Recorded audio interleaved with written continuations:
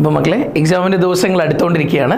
അപ്പോൾ നമുക്ക് ഇനിയുള്ള എല്ലാ ദിവസങ്ങളിലും ഇതുപോലെ ഷോർട്ട് ക്വസ്റ്റ്യൻസ് ഓരോന്നും പഠിച്ചിട്ട് പോവാം. അപ്പോൾ നമുക്ക് അതിൻ്റെ മൂന്നാമത്തെ ക്ലാസ് എന്താ നോക്കുക. നിങ്ങളെല്ലാവരും ഏറ്റവും നന്നായിട്ട് പഠിക്കുന്ന ഒരു ചാപ്റ്ററാണ് ബയോഡൈവേഴ്സിറ്റി അല്ലേ. ഈ ബയോഡൈവേഴ്സിറ്റി ഏറ്റവും കൂടുതലായിട്ട് ചോദിക്കുന്ന ഒരു പാട്ടാണ് നമ്മുടെ കൺസർവേഷൻ. ഈ കൺസർവേഷനിൽ തന്നെ രണ്ട് കാര്യങ്ങൾ നിങ്ങൾക്ക് അറിയാം.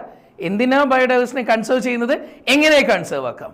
ഇതിൽ എന്തിനാന്നുള്ള ചോദ്യത്തിനുള്ള ഉത്തരങ്ങളാണ് നാരോലി യൂട്ടിലിറ്ററി റീസൺ, ബ്രോഡ്ലി യൂട്ടിലിറ്ററി റീസൺ, എത്തിക്കൽ റീസൺ. പക്ഷെ ഇതിനേക്കാൾ ഏറ്റവും കൂടുതൽ ക്വസ്റ്റ്യൻസ് ചോദിക്കുന്ന എവിടുന്ന, എങ്ങനെ നമുക്ക് കൺസേർവ് ചെയ്യാം. ആ എങ്ങനെ എന്ന ചോദ്യത്തിന് രണ്ട് ഉത്തരങ്ങളാണ്, ഇൻസിറ്റു ആൻഡ് എക്സിറ്റു കൺസർവേഷൻ. മക്കൾക്ക് നോക്കാം, in situ conservation and ex situ conservation. ഇത് വേണമെങ്കിൽ സ്ക്രീൻഷോട്ട് എടുത്ത് വെക്കാം കേട്ടോ. അപ്പോൾ ഞാനിത് പറയുന്നത് നിങ്ങൾ ശ്രദ്ധിച്ചോ.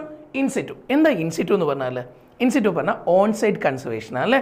ഓൺ സൈറ്റ് എന്ന് പറഞ്ഞു കഴിഞ്ഞാൽ നമ്മളിപ്പം നിങ്ങൾ നോക്ക്, ഒരു എക്സാമ്പിൾ നമുക്ക് നോക്കിക്കഴിഞ്ഞാൽ ഒരു ഏരിയ, ഒരു കാട്ടിൽ പോയപ്പോൾ അവിടെ കുറേ സിംഹവാലം കുരങ്ങ് പോലത്തെ ആൾക്കാരെ കണ്ടു.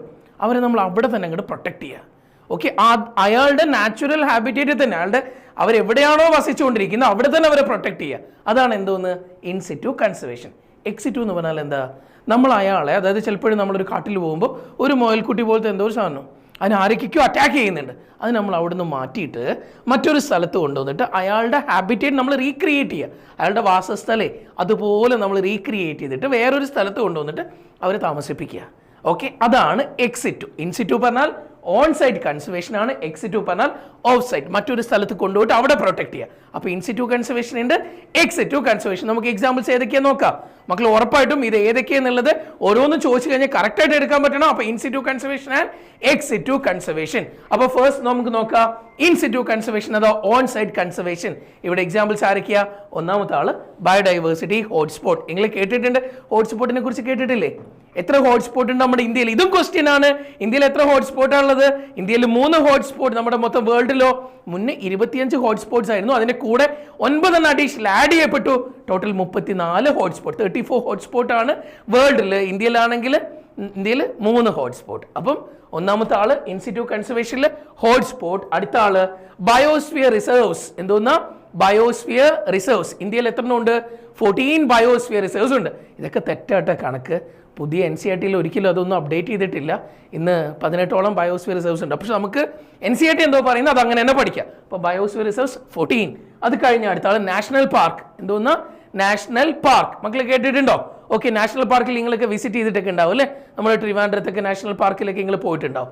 ഈ നാഷണൽ പാർക്ക് 19 നാഷണൽ പാർക്ക് ഉണ്ടെന്നാണ് നമ്മളൊരു NCERT പറയുന്നത്. ഇനി അടുത്തത് എന്താ, wild life sanctuary. Wild life സാങ്ച്വറിയുടെ എണ്ണം 448 ആണ്. എത്ര? 448. വൈൽഡ് ലൈഫ് സാങ്ച്വറി എത്ര ഉണ്ട്?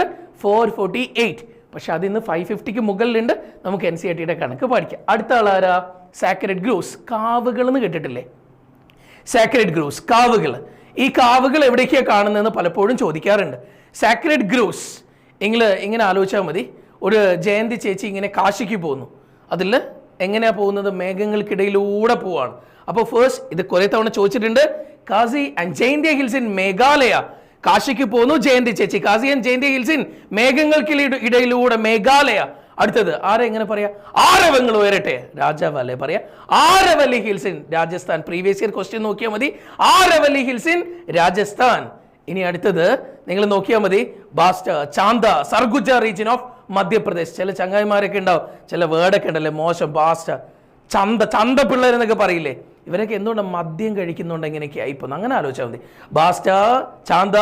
ചില സാറന്മാരൊക്കെ രാത്രിയെ ഫുള്ള് ഗുജായിരിക്കും. Surguja region of Madhya Pradesh. Bastar, Chanda, Surguja region of Madhya Pradesh. അപ്പോൾ ഈ 3 ഓർത്ത് വെച്ചേക്കുക.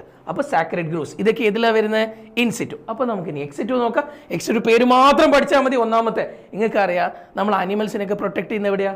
Zoological park. പ്ലാന്റ്സിനൊക്കെ ആണെങ്കിലോ ബൊട്ടാനിക്കൽ ഗാർഡൻ. പിന്നെ ഈ ലിക്വിഡ് നൈട്രോജനിൽ -196 ഡിഗ്രി സെൽഷ്യസിൽ പ്രിസർവ് ചെയ്യുന്നതിന് പറയുന്ന പേരാണ് എന്തോന്ന്? Cryo preservation. അവിടെ നമ്മൾ എന്തൊക്കെയാണ് അങ്ങനെ പ്രിസർവ് ആക്കുന്നത്? സീഡ് അല്ലേ, പോളൻ ഗ്രെയിൻസ്, ഗ്യാമേറ്റ്സ്. ഗ്യാമേറ്റ്സ് ഒക്കെ ഉണ്ട്. ഗ്യാമേറ്റ്സ് ഉണ്ട്, സീഡ് ഉണ്ട്, പോളൻ ഗ്രെയിൻസ് ഉണ്ട്. ഇതൊക്കെ നമ്മൾ പ്രിസർവ് ചെയ്യുന്നതിന് പറയുന്ന പേരാ -196 ഡിഗ്രി സെൽഷ്യസ്. എന്താ മീഡിയ? Liquid nitrogen. ലിക്വിഡ് നൈട്രോജനിൽ -196 ഡിഗ്രി സെൽഷ്യസിൽ നമ്മൾ പ്രിസർവ് ചെയ്യുന്നതിന് പറയുന്ന പേരാ ക്രയോ പ്രിസർവേഷൻ. ഓക്കെ ആണേ. അടുത്തത് വൈൽഡ് ലൈഫ് സഫാരി പാർക്ക്. ഇവിടെയാണ് എക്സാമിന് ഏറ്റവും കൂടുതൽ കുട്ടികൾ തെറ്റിക്കുന്നത്. Wild life sanctuary in situ, wildlife safari park ex situ. തെറ്റിപ്പോവാതെ നോക്കുക മക്കളെ. Wild life sanctuary in situ, wildlife safari park ex situ. Okay, അടുത്തത് tissue culture propagation. Tissue culture നിങ്ങൾക്ക് അറിയാം, ടിഷ്യൂ കൾച്ചർ വഴി കുറേ സാധനം ഡെവലപ്പ് ചെയ്യും. നിങ്ങൾ കാണുന്നുണ്ട് ഇതൊക്കെ എക്സിറ്റു ആണ്. പിന്നെ നിങ്ങൾ വീട്ടിൽ ചിലപ്പോൾ അക്വേറിയ മീനൊക്കെ വളർത്തുന്നുണ്ടാവതിൽ, അതുപോലെ സീഡ് ബാങ്ക്, ജീൻ ബാങ്ക്, ഇതൊക്കെ എന്തിൽ വരും? എക്സിറ്റു. അപ്പോൾ ഇൻസിറ്റു ആൻഡ് എക്സിറ്റു കൺസർവേഷൻ. ഇത് എപ്പോഴും എക്സാമിന് ചോദിക്കുന്ന, അപ്പോൾ തെറ്റിക്കരുത്. നല്ല കുട്ടികളായിട്ട് പഠിച്ചോളാം. അപ്പോൾ നമുക്ക് അടുത്ത വീഡിയോയിൽ വീണ്ടും കാണാം മക്കളെ. Okay, thank you, bye bye.